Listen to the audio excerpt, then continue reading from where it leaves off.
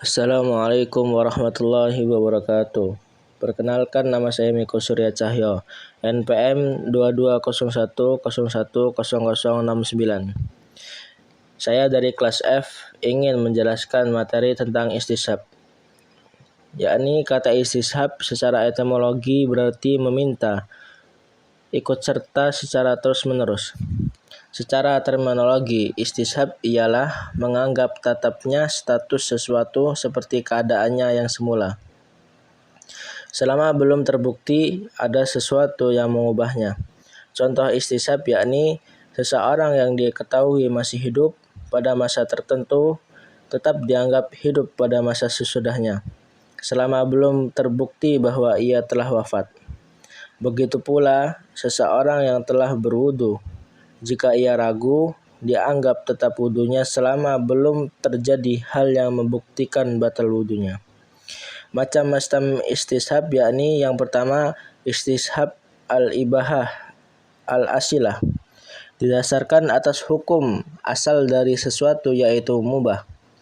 Jenis ini banyak berperan dalam menetapkan hukum di bidang muamalah,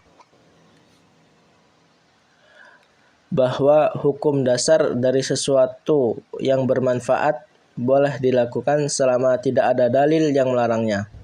Yang kedua, istishab al-bar'ah al-asilah, yaitu istishab yang didasarkan atas prinsip bahwa pada dasarnya setiap orang bebas dari tuntutan, beban taklif sampai ada dalil yang mengubah statusnya itu, dan bebas dari utang atau kesalahan sampai ada bukti yang mengubah statusnya. Semisal seseorang yang menuntut haknya dirampas orang lain, ia harus mampu membuktikannya, karena pihak tertuduh bahwa dasarnya bebas dari segala tuntutan, kecuali ada bukti yang jelas.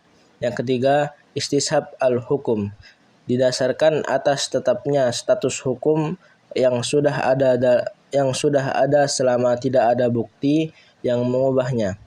Contohnya, pemilik asal rumah dan tanah tetap dianggap sah selama tidak ada peristiwa jual beli atau hibah yang mengubah status hukum kepemilikannya. Yang keempat, istishab al-washaf, istishab yang didasarkan atas anggapan masih tetapnya sifat yang diketahui ada sebelumnya sampai ada bukti yang mengubahnya. Contohnya, air yang diketahui bersih tetap dianggap bersih selama tidak ada bukti yang mengubah statusnya itu. Ikhtilaf ulama mengenai istishab. Para ulama usul fiqh sepakat bahwa 3 macam istishab, poin pertama hingga ketiga adalah sah dijadikan landasan hukum.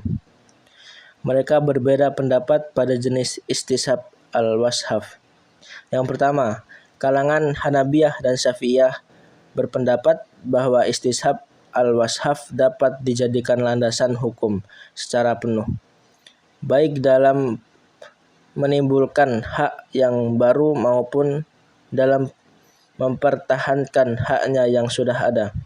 Misalnya, seseorang yang hilang tidak ketahuan ribanya tetap dianggap hidup sampai ada bukti bahwa ia telah wafat. Jadi harta dan istrinya masih dianggap kepunyaannya, dan jika ahli warisnya wafat, dia terus mewariskan harta peninggalan dan kadar pembagiannya langsung dinyatakan sebagai hak miliknya.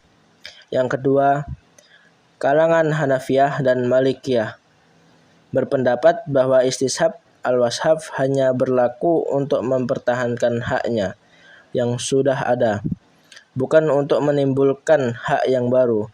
Dalam contoh, orang yang hilang meskipun harta dan istrinya masih dianggap sebagai kepunyaannya. Tapi jika ada ahli waris yang wafat, maka kasus kadar baginya disimpan dan belum dapat dinyatakan sebagai haknya sampai terbukti ia hidup. Mungkin cukup sekian. Wassalamualaikum warahmatullahi wabarakatuh.